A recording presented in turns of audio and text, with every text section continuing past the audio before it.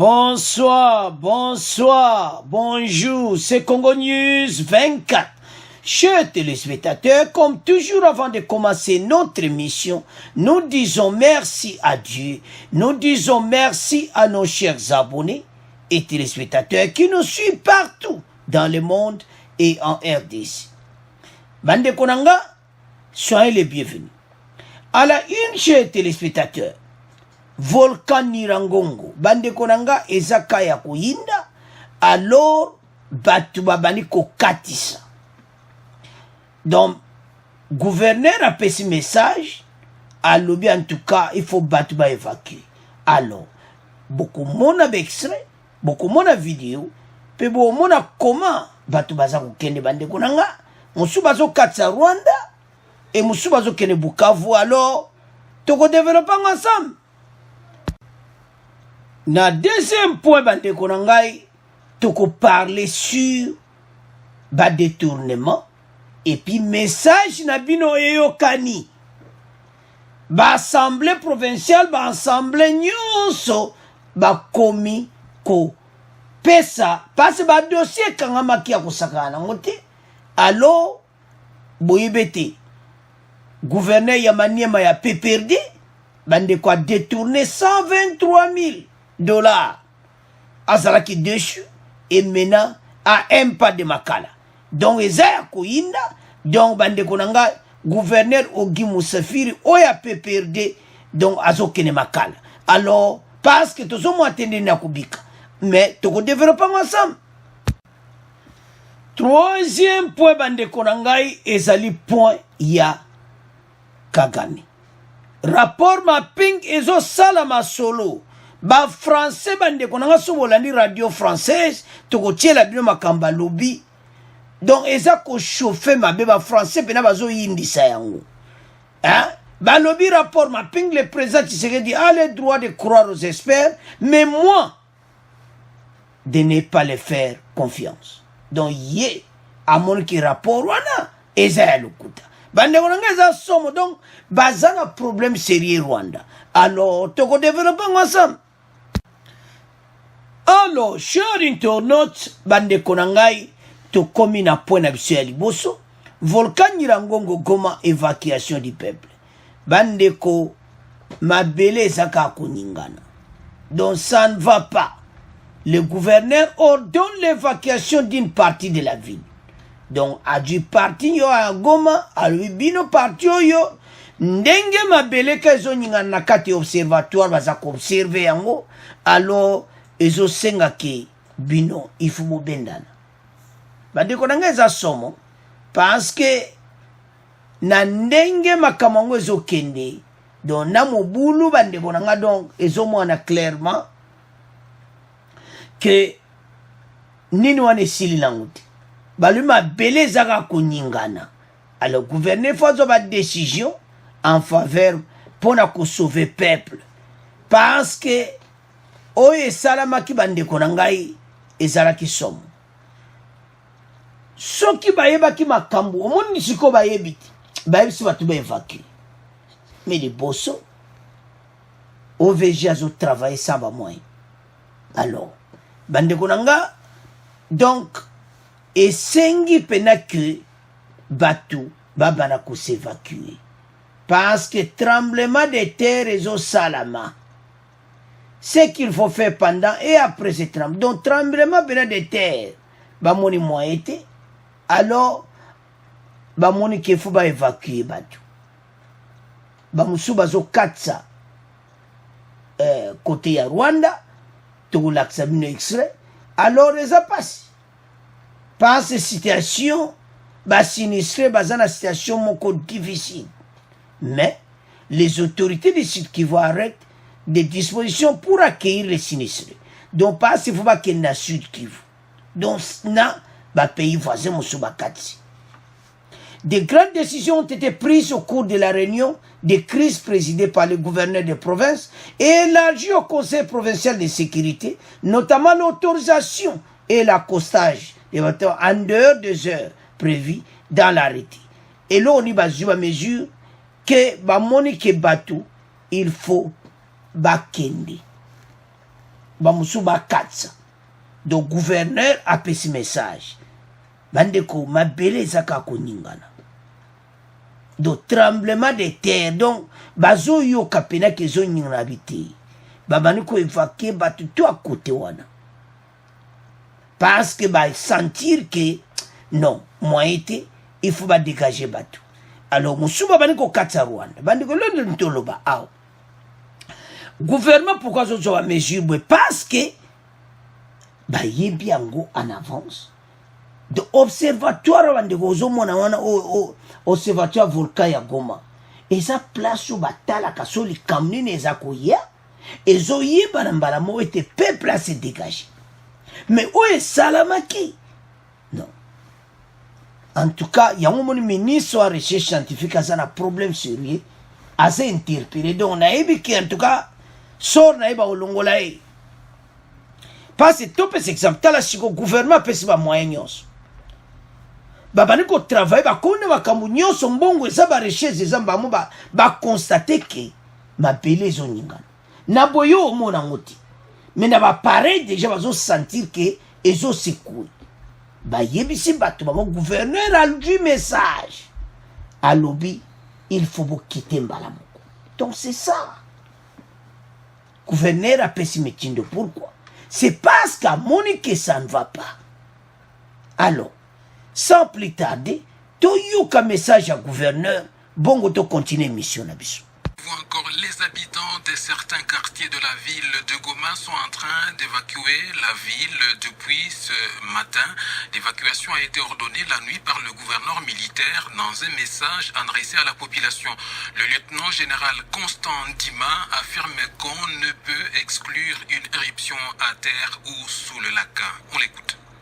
Mes très chers compatriotes, habitants de Goma et ses environs, les données actuelles de la sismicité et de la déformation du sol indique la présence de magma sous la zone urbaine de Goma avec une extension sous le lac Kivu. Compte tenu de ces observations scientifiques, on ne peut actuellement pas exclure une éruption à terre ou sous le lac, mais celle-ci pourrait advenir avec très peu, voire sans aucun précurseur. Les zones d'habitation exposées par les risques liés aux coulées de lave, c'est-à-dire destruction, gaz, incendie, sont actuellement les quartiers ci-après. Majengo, Mabanga Nord, Mabanga Sud, Virunga, Bujovu, Murara, Kaembe, Mikeno, Mapendo et le quartier Les Volcans. Ces zones seront exposées selon les points de sortie de coulées de lave, lesquels ne sont pas prévisibles pour le moment. Nous recommandons et rappelons qu'il est très important de rester à l'écart des trajectoires de coulées de lave qui représentent un danger de mort par asphyxie ou brûlure sévère. Des risques supplémentaires sont liés à l'interaction entre la lave et l'eau. Ils sont de plusieurs natures. Interaction du magma avec l'eau du lac, déstabilisation du volume de gaz dissous sous le lac Kivu et émission de gaz en surface potentiellement dangereux pour les populations exposées aux émanations. Nous recommandons donc à la population de rester vigilante et à l'écoute des informations transmises par les autorités compétentes étant donné que la situation peut changer rapidement. La situation est sous surveillance constante et une mise à jour de ces recommandations sera faite régulièrement. En prévision de cette éventuelle catastrophe et en accord avec les scientifiques volcanologues, nous avons pris la décision de délocaliser la population des quartiers précités vers la cité de Saké.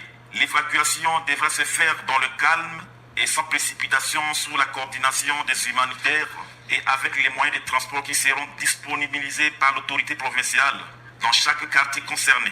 Les gens doivent emporter le strict minimum pour donner la chance à tout le monde d'embarquer et ayant pris soin de fermer leurs maisons. Les services de sécurité publique patrouilleront pour sécuriser les biens et personnes. L'évacuation a un caractère obligatoire. Ceux qui n'obtempéreront pas encourront des risques inutiles. Le retour au domicile ne peut s'effectuer que sur recommandation de l'autorité provinciale. Que Dieu nous garde. Alors, cher internet, bande konanga to landi biso nyonso wana. Ke oba ba donner obazana ngusiko. Non, c'est ça. Et je l'axe que éruption et kosalama. na Lac Kivu ou bien donc na Goma wana aux alentours. Alors basengi na bato bakiti batika bandaku na bango bakende bazwi soin na bango transport na bango. Mais bamususu bamoni ke oleka kende musika kuna bamoni ke bakende Rwanda. Alors c'est ça. Mais elon tontoloba awa bato ba comprendre bamoni ke non siko penda tuzana ba donner nyonso bato siko ba dégager bato. Mais avant on n'avait rien. Observatoire, chaos technique, les gens impayés et tout ça, et bien là, bato bakufi. Mais tala siko, on a tous les données. Va prévenir peuple que comme temps ya kokiti. Tango makambo et sala makabande kuranga, il faut comprendre le komoko que peuple na biso a souffert mingi na côté wana, côté ya Nord Kivu. À cause qu'on continue à souffrir, ça la passe. Ils ont des problèmes de sécurité maintenant, tremblement de terre, volcan et tout ça. Mais colère des Congolais, quand les Congolais, c'est pas y a bateau à recherche scientifique. Ba moyen ba pesa qui peuple té, bateau ba sala ka kon observatoire ba zaki impayé, yango de gagner rangongo. Voilà la preuve, Fachi a pesi ba mbongo, sikoyo, parce que makambo na tout Fachi ayeba kite. Tout l'année qui na exio elekaki. Nzokande, y'a moni bateau à FCC PPRD. Na évité makambo ko yiba. Bandeko, toujours un point. Il y a gouverneur à Maniema. Hein? Bandeko, pourquoi ça va pour ta PPRD? Ah, yibimbongo. Mais toujours un point. Mais, situation de Zanango, et ça que, bateau yoba utaki na PPRD FCC, ba yo kota na union sacré, ba yena makamoko ya moyibi, yango ba okene bango to prison, bako sila, bango ba kansaki union sacré za place au batamate. Situation Nirangongo eza ya koyinda na nenga mukete parce que ba preuve yango tolani gouverneur militaire que les données que nous avons sur place donc ezo mwana ke éruption ko salama tremblement ko salama soit le Lac Kivu oyo aux alentours. Alors bato nyonso bavandaka côté wana nyonso il faut ba dégager. Voilà ce qui est salami moto akufa sate. C'est ça makambo yo place wana observatoire basala mpona bongo. Mais le kola bato yo ba umela na gouvernement ou eleki ya mikako yiba wa bongo, on n'a rien fait. C'est pour ça que le peuple a commencé une situation difficile. Bandeko Hermoso na tali na bien à notre pays. Et c'est difficile hein comme on n'est pas tout outil, n'est pas tout salilo. Yana yesa bandeko bele total n'est pas tout outil. Lelo tozana fachi bandeko makamusu tozo vivre. Totia komona yanguti. Ba sinistre, ba zik, bango nyonso ba pesi ba moyen de transport pour ba kene Kivu, na Sud Kivu ba préparer bango. Mais ba mususu ba décider que il faut ba katsa na ngamba Rwanda. To l'accès extrait, bango ba décider bongo. Mais on n'a pas le choix. Faut ba tika bango. T'as le choix. Mais et l'autre on te bête à seta que bandeko mbokako na ndenge ezokende ezozala ekozala bien parce que baoto ba soina ya likamuso ekoi tozo mo pena que gouvernement telemi likamone faut ba salaire mais pas avant. Nous avons souffert. To souffert na ndenga muketi. Yon to ebsa bandeko totale pas touti. Touti musika. Lelo yo gouvernement union sacré et débat. Alors bandeko tremblement ezo salama pourquoi ba détecter yango nde tolandi gouverneur? C'est parce que ba moyen mon ani ba pesi bon ba mbongo bazo travailler ba okena ngomba bazo mesurer tout et technologie eza ko avancer mais liboso bazaki na ba moyen te ba mbongo tout ba lekanaki nango na kati ya observatoire volcanique ya Nirangongo bozo mona wana non alors tala peuple siko ndenge azo souffrir biloko na mutu bazo kete mais ce Dieu là azanabino mais avant de continuer total nde bato bazo katsa bazo kene musuba kene Rwanda musuba ke Sud Kivu alors total peut-on landa moi ba commentaire bon to continuer mission na biso. On a reçu les instructions du gouverneur qu'on doit quitter la ville. Je suis dans un quartier qui a été cité, Kaembe, donc je dois partir. Et pour moi, le Rwanda, c'est plus près que Minova, par exemple. Vous savez, il y a un magma sur la terre ici en ville, qui peut éclater à tout moment. N'est-ce pas? Vous avez suivi ça. Et on nous a demandé d'évacuer. On a dit même que c'est un caractère obligatoire. Les autorités ont parlé, ils ont dit qu'il faut évacuer, ils ont parlé des quartiers qu'il faut évacuer. Moi je viens de Boudjouvou, maintenant j'évacue pour aller à Bibéré, pour prendre ma sœur, on va partir à Bukavu.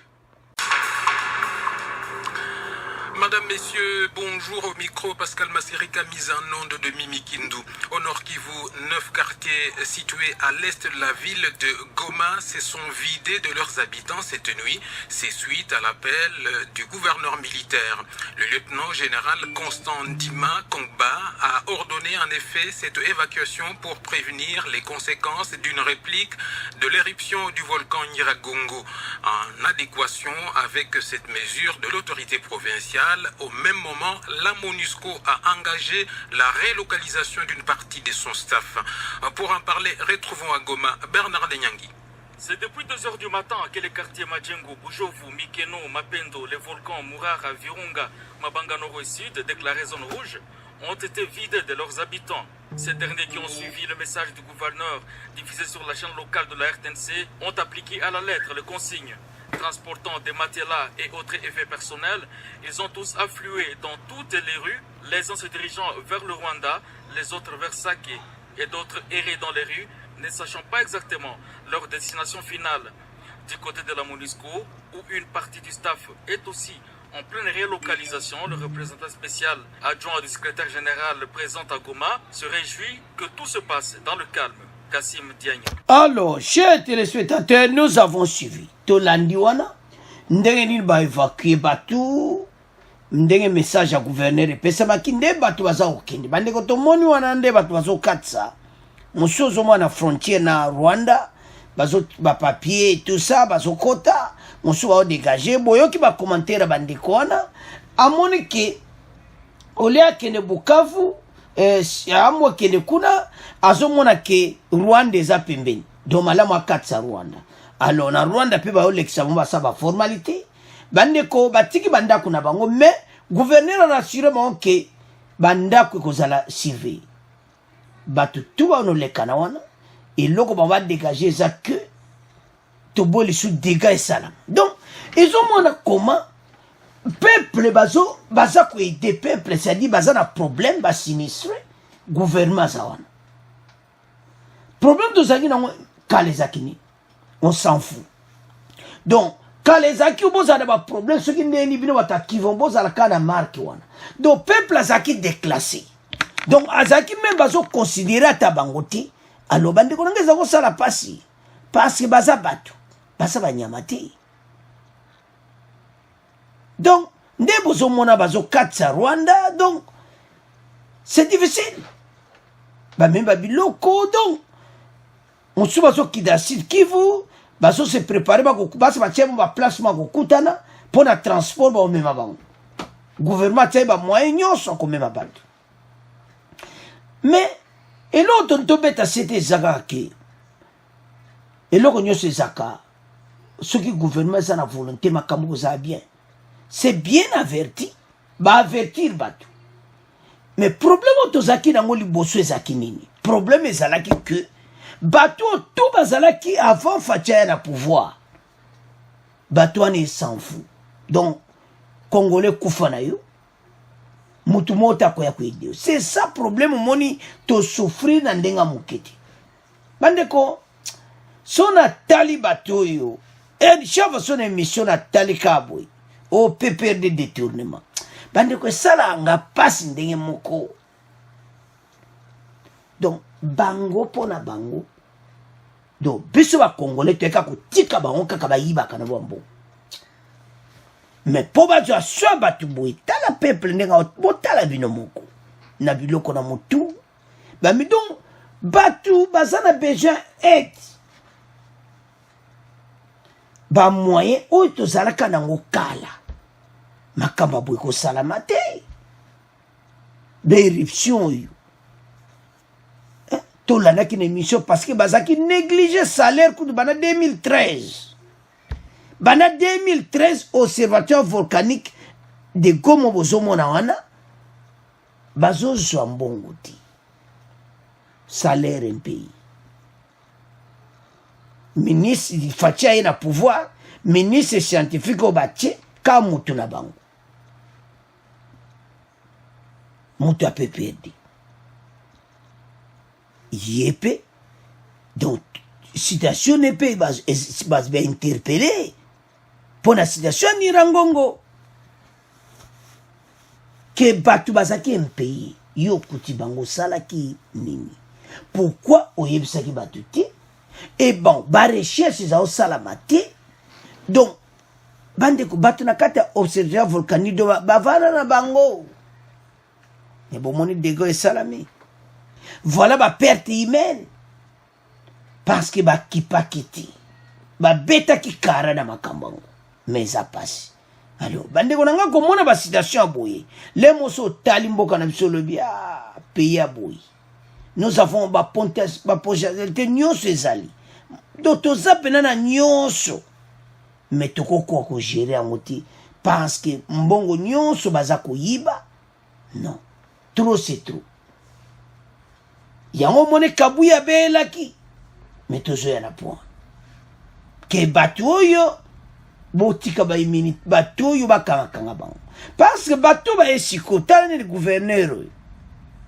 tande ba au travail bandeko to landi wana osoma zolo bana posa ki peuple yo a souffrir te mission yenango e ekutana ba volcan mais ya ye mission ba ta deva sécurité mais un malheur ya ka selte to ba prière na biso nyonso pa bandeko Goma to tia bango na ba prière tango zo bonde la tia mabolongo pour bandeko oyo ba situation ko arranger mais bato nyonso ba négliger ki observatoire volcanique en Irangongo o nyonso na observatoire bazo futa esu batuti bato fu ba kanga bango parce que ba dego salami parce que bazo sala le côté tala siko bato bazo se dégager parce que ba moyen ba donner nyonso dans le gouvernement nous avons tous les données bato bo quitter c'est ça alors to tiki premier point na bino bande konanga to komo le kana deuxième point to komi na point oyo bande konangai na lembi nanga na lembi donc émission soko yeka ka détournement na soni petit pourquoi pas parler de la fierté du pays. Pourquoi pas parler que Mboka Namsio s'est développé, on parle de détournement. Makamba bizarre. J'en ai marre. Pourquoi? Et puis Makambo et Banika les Fachaye. Les Rakabia, tous ont mon détournement. Bah, non. Non. N'a évité bata perdu. Donc je ne comprends rien. Sona donde na zanon mwandena ko bane mission na ponte na mwandena ko lobate parce que ba mi yibi ya boinga ngana monte les hommes en cravate. Donc oza wana yo tata mobimba. Oza na vrai salaire à gouverneur. Mbongo zozo gouverneur bat muso bazana ngote. Alors bande konanga immunité balongoli Ah, félicitations Kabouya. Message yokani mbala moko. Assemblée provinciale habité. Mbala moko balongoli immunity. Azoke na cour de cassation. Pourquoi? Message yokani. Bande qu'on ne peut pas continuer comme ça. Nous avons un beau pays. Mais pourquoi Mboka na biso bébé son cas de kola le koso ya koyiba? Pourquoi? Pourquoi koyiba? C'est ça. Donc, ça fait mal son azotala. Manima, l'Assemblée provinciale autorise la Cour de cassation à poursuivre le gouverneur Ogi Moussafiri pour détournement de plus de 123 000 $. 123 000 $, et quoi aider pas tout combien na Maniema, dans le sud Kivu là-bas. Et quoi aider combien? Même na nord Kivu Mbongo, quoi aider pas tout combien? Même na ville Mokaka, Mboka Mokaka, donc 123 000 $ et qui na pocha mutu moko alenaï. Mais kolobotala ma frontière. Ako kimane Burundi ndenga zana pasa ike makale zo yambai. Ce n'est pas possible. Avançons. L'Assemblée provinciale du Maniema a autorisé les poursuites judiciaires contre le gouverneur Ogi Moussafiri Nkola Nyoma le vendredi dernier. Les députés provinciaux ont ainsi réservé une suite favorable au réquisitoire du procureur près de la Cour de cassation qui retient à charge de Moussafiri Nkola Nyoma Ogi l'infraction de détournement des deniers publics, notamment une somme importante de 123 000 $ américains, des redevances minières du secteur de Bangu Salamabila. Donc, Bambongo nyonso wuti na secteur minier ya Bangu pe ya Salamabila mbongo nyonso ilika na poche na ye. Bandeko, yango fatila kene kolozi ya Lubakia. Normalement ba province nyonso bazo timola ma mineri. Oyo ba compagnie minière baza.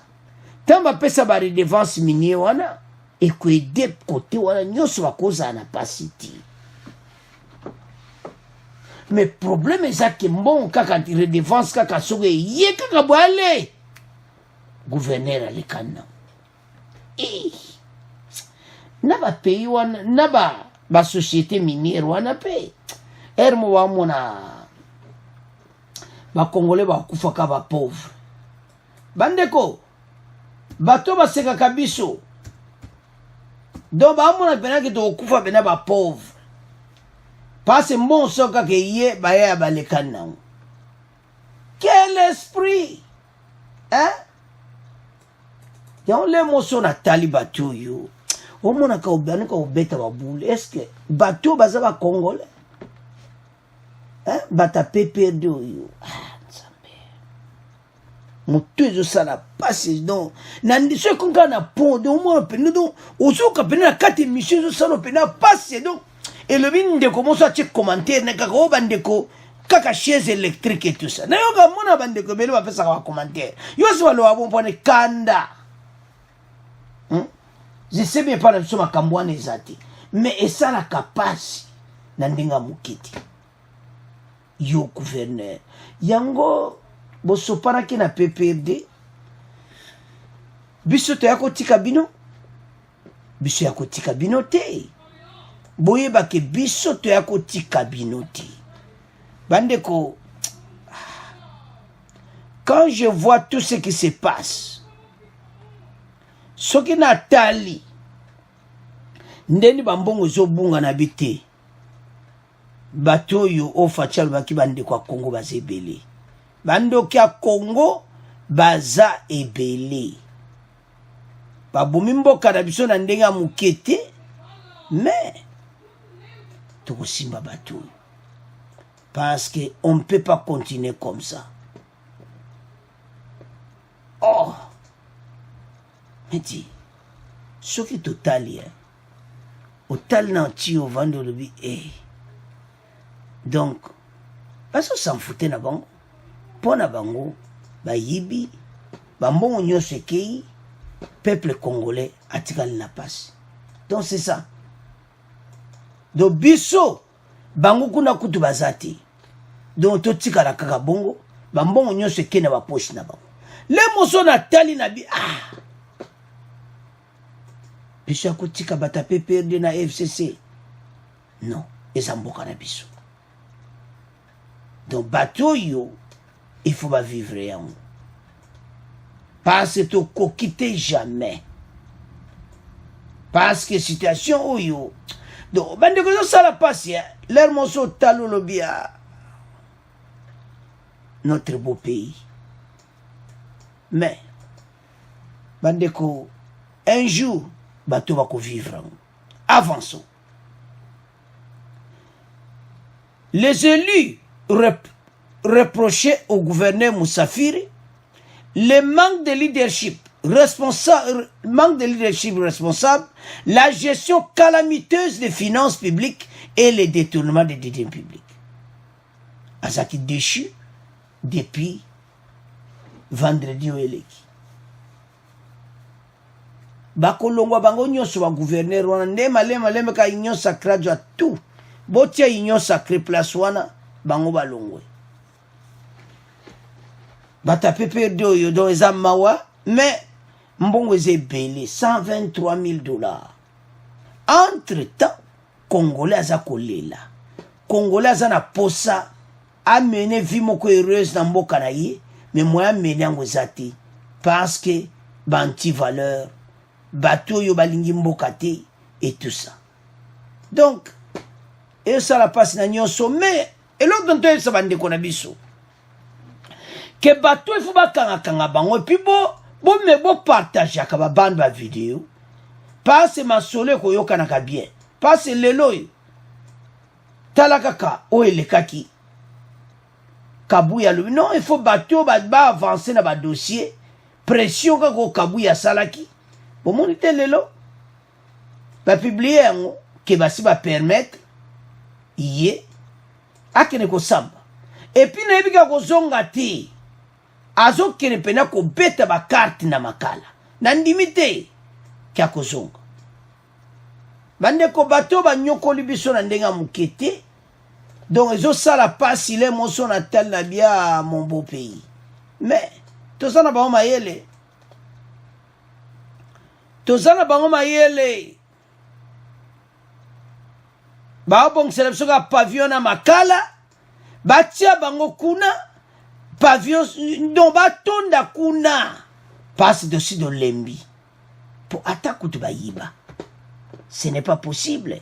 Bakoko yiba boiti. Alors, bande korangai batoyo dessus de lembi bango $123,000 aye bande azoke na cour de cassation akozonga ndaku te. Ndenga zawana zoke directement makala. Alors tukumotika pona bino batoyo PPRD ka muyiba mbongo tukumolika na troisième point. Alors bande konanga to komi na point na biso oyo eyindi rapport mapping. Donc France azotia pression na ndenga mukiti. Sikoyo eyindi ante Kagame na oni makambo alobeli oni eza mawa. Boko yoka extra ba français ba lobi ke non ye aboyi. Do azondi makunda be expert oni oti. Do pona e batune ba salambe bati. Boy pourquoi zo benda ba biloko tout? Parce que yebiki azana problème. Bandeko o baluba ako bazana singana kingo na makambo oyo. Donde bazawana basi bakomi ko baye mabi. O lobela onu bande ko ibato ko bon na éviter mais ce ko tali langage à utiliser to tieli bino botanga. Eza mawa Donc, makamba lobby le ba expert ya oni a lobby, Fathian Dimirane ba expert ya oni, mais moi, de ne pas les faire confiance. Mais Fatia ça va en confiance, va aider Bisson à rapport. Donc, il y a ce la même thé. Ndenga zawana. A ce la même thé, ne Fatia lo ba que il faut pas répondre na ba acte na bango. Yé Kagame apé ça al bateau tout ba saraki ma bena EDC parce que rapport est élaboré na ba expert ya oni. Bande ko yebe langage na utiliser mais tozoya. Toko tanga ensemble. Ba français ba lobby na ndenga mukete boyika ba français ba otia pression na likambo. Donc ndenga zawana azana problème sérieux. Taxé des négationnistes sur les conclusions du rapport Mapping, indexant plusieurs officiers de son pays. Le président rwandais Paul Kagame tente de recadrer les tirs en réponse aux informations, aux affirmations du président en exercice de l'Union africaine et président congolais Félix Tshisekedi, qui avait déclaré que ce rapport a été érigé par des experts des Nations Unies, tout en invitant Kagame à avoir une attitude positive pour collaborer avec la justice sur ce qui s'est passé en RDC. Malobana Fatia Lobaki, il y a répondre ma benabatu aoni. Il y a le Fatia a confiance na bango, mais il y a la confiance na bango. Boyika ba français de bazalaka. Bazo perisango moto mikolo. Bandeko bayebi eti tato mokola kolongwa kaka na pouvoir tato yobilia kibikoki bandeko rapport Mapingo ndenga zana zo regretter mabe azo regretter pense bako simba yi un jour na makambo oyo parce que zo sala be bango passe mais alobeli oni mabe. Mais avant de commencer à makambo à l'obéli oni, toyo kanano, ba français, ndenge bazo loba, sur message à Fachi, sur message à Kagame, na makambo rapport Mapping. Bongo, to continue mission, se passe ça à Kouinda. Bon, vous le savez, ce sont vos questions à la rédaction et on va commencer avec des questions. Après les propos du président rwandais sur RFI et France 24, rappelez-vous, la semaine dernière, dans un entretien diffusé sur notre antenne, Paul Kagame a nié l'implication de ses troupes dans les crimes commis pendant les deux guerres de la République démocratique du Congo. Bonjour Emery. Bonjour Rohan et bonjour à tous les auditeurs de la RFI. Soyez le bienvenu et merci de nous appeler de Kinshasa. Nous vous écoutons. Alors, Monsieur le Président Félix Tshisekedi vient de répondre avec beaucoup de prudence aux propos que M. Paul Kagame a tenus, niant les conclusions du rapport Mapping. Je me demande comment expliquer sa réponse très modérée et que sait-on si les deux présidents se sont finalement entretenus en privé après les déclarations du président Kagame. Oui, le rapport Mapping de l'ONU sur la RDC publié en 2010, il détaille des centaines de violations graves des droits humains entre 1993 et 2003. Et ce rapport pointe du doigt notamment les troupes rwandaises. Bonjour Sonia Rollet. Bonjour. Envoyé spécial de RFI à Kinshasa. D'abord peut-être rappelez-nous ce qu'a dit précisément le président Kagame sur l'antenne de RFI et de France 24. Alors, il faut savoir que le président Kagame répondait justement à une question pour savoir s'il serait d'accord pour laisser certains de ses officiers être jugés par la justice congolaise ou éventuellement par la justice internationale. Ce qui était évoqué, c'était notamment la demande du docteur Mukwege d'avoir un tribunal pénal international. Et à cette question, en fait, le président Kagame a répondu d'abord en disant que le prix Nobel de la paix, donc le docteur Denis Mukwege, était manipulé par des forces invisibles, que c'était ça qui était en fait à l'œuvre derrière, que le rapport Mapping en lui-même était très contesté, très politique, et qu'il existait même des rapports contraires, donc des rapports qui affirmeraient qu'il n'y a pas de crime commis au Congo, que ces troupes n'ont pas commis de crime, et que les autres personnes citées par le rapport mapping n'ont pas commis de crime non plus, et que finalement pour le président rwandais, ce serait la théorie du double génocide qui serait à l'œuvre derrière toutes ces actions qui donnent de l'impunité sur ces crimes graves. Ouais, et en République démocratique du Congo, les propos du président Kagame ont suscité de vives réactions au sein de la classe politique, de la société civile. Le président Tshisekedi a effectivement réagi lorsqu'il était à Paris, donc la semaine dernière. Alors, bandeko na ngai tolandi wana biso nyonso. Makambo nyonso elekaki semaine oku.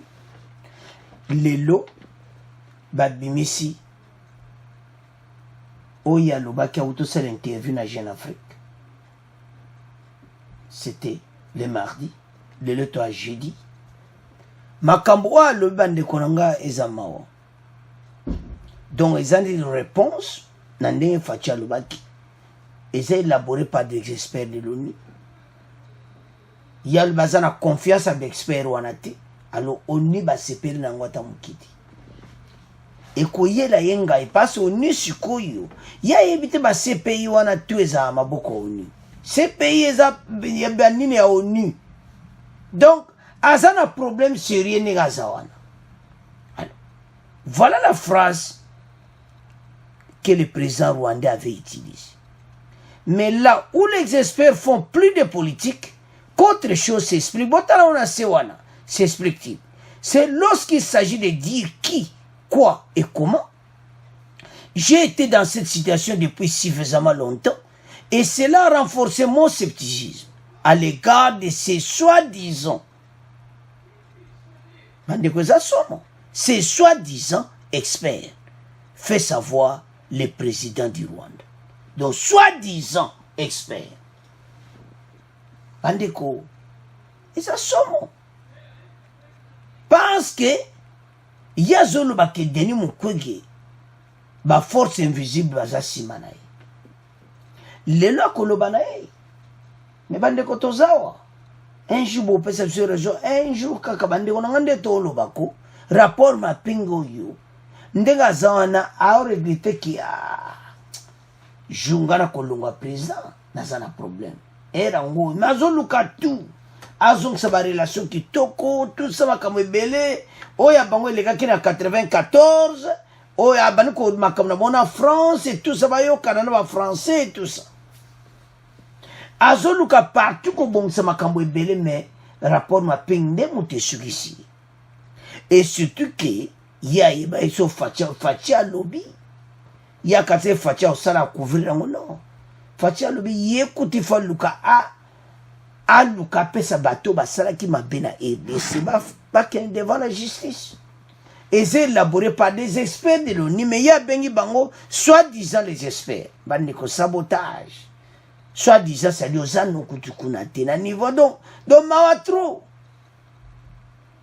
Ah, soi-disant experts. Alors il y a les gars qui ont makamwane belé azomona bomba za expert. Akondima bango te fatia croire na bango ndebo moni wana le président Tshisekedi a le droit de croire aux experts et moi de ne pas les faire confiance. Mais pas si yindelio. Mais oni sikoyo parce que moni ndenga tumoli potabo oni akozala simanaye. Oni akotika likambo te oni akolanda likambo oyo ekobendela bango ba dernier de dossier bandeko na ngai donc ndenga zawana ayebi ke awa penda na koti na problème koti na problème parce que bolinga ki bongo ba congolais ba souffrir na maboko ya ba voisin ba yi na mboka na biso to yamba bango. Mais ba voisin ba na bulke nde na yo esoko ye mupa na palette ya nga bote la palette na yo makamango ya ngoti donc ya bote la penza ba jo parti muso mboka ba ya balkanisation ba boule belé makapitala bato bazana mauvais souvenir na mboka na biso ne mission passée de tiele bino makambo ya ironie ya lobaki pona ancien président Kabila. Et ça ironie. Autant l'homme qui pona. bango baza ba master. Mais aye à gauche droite asali intervient moulai na Jeune Afrique ke bango na yeza ko simbati. Mais batu yo lelo aye na makamu susu makamango nini alobi ki ko croire da expert ya unity.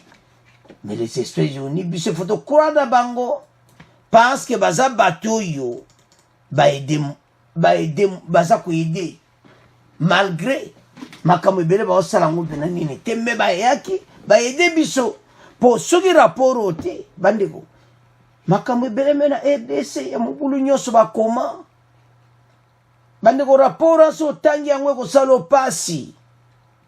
Mais biso ba ko kapsule suti nzamba ba congolais aza toujours wana kele kambwana weza osa biso pasi lelo ta yeli bango ponde baza wana baza na problème parce que un jour ngabi makaboye aussi olongwa président yo matrane repos baza na ye o ni no rapport mapping esa masolo me bate be na Kinshasa wana mikolo mote bakoti kazaka rapport mapping et suggestion bebisi vina bango parce bon ba yeba kaka facha ko protéger biso bona boy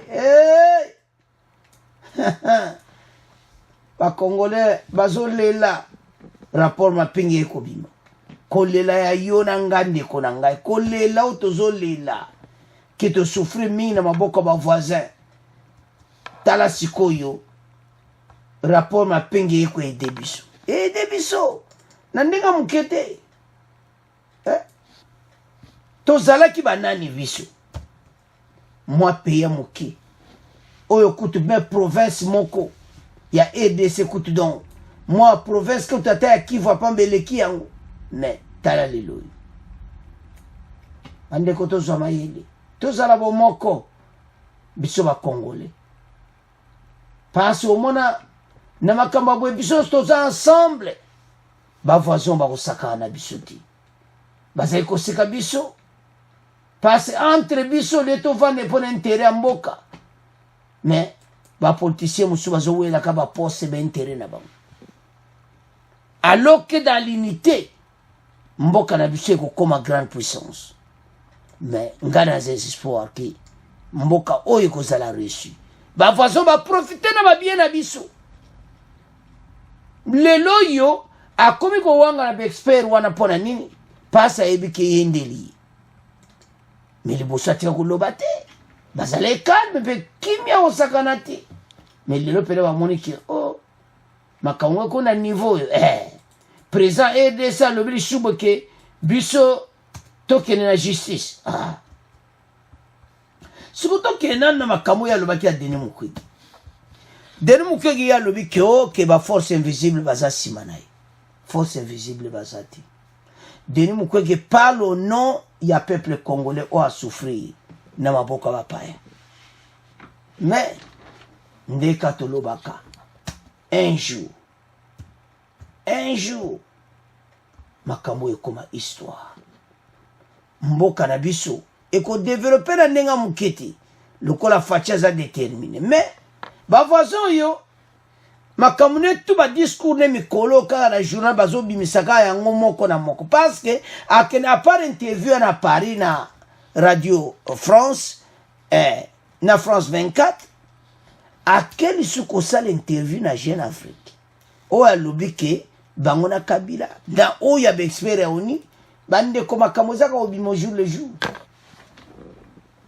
mais pourquoi makambo kobangati eza lokolo yebili kamo ezoyela yo lobi na li avance mais avance na makambo baza na problème peuple congolais so sali mabe ko zongela yo nde baza bazoyebela oni ya kosala ti donc situation na bango mena ndenge ekomi ekomi ka bazelaka ka mokola ngoka ta Roger Yona akene CPI pour nini rapport mapping Alors, depuis bakangaki Roger, bango tout bavani nye bakoti na kata bakazaka. Na ba musuto yebe na Kinshasa bakoti na kata basaki. Bazo mwana lisusu te. Bazo senga sume bakele Europe te. Musu baza so na South Africa soki wapi. Musu babendani bakote bele. Me bayeba eti. Congolais za toujours nzambe na yazali. Batu nyonso basala EDC mabi. Bakofuta. Ndeko nanga. Batu tuba nyokoli biso. O basala biso mabe bakofuta. Yangoti. Bakuma mitelengano.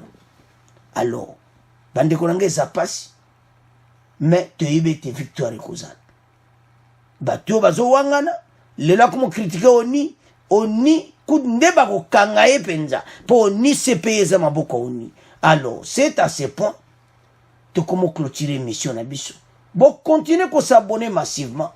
Au revoir, à la prochaine.